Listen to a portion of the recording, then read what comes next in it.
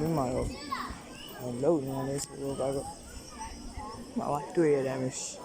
ရန်ကုန်မှာရှိရွှေကုန်စီအကျော်စီကိုတွားလဲတာဖြစ်ပါတယ်ဒီလိုလေ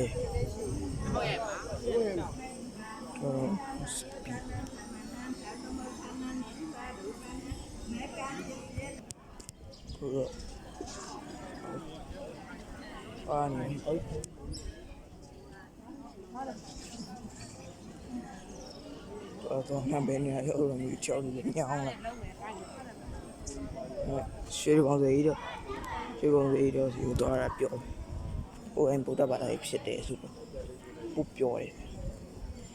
တော့ဒီတော့ဒီတကိုးရှိရစိန်ခူးတော့လေရှိ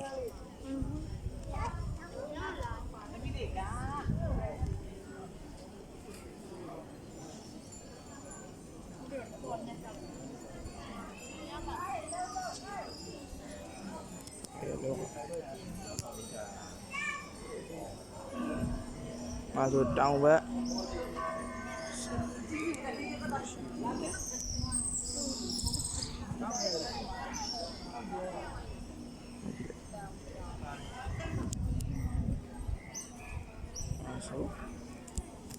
ရှိ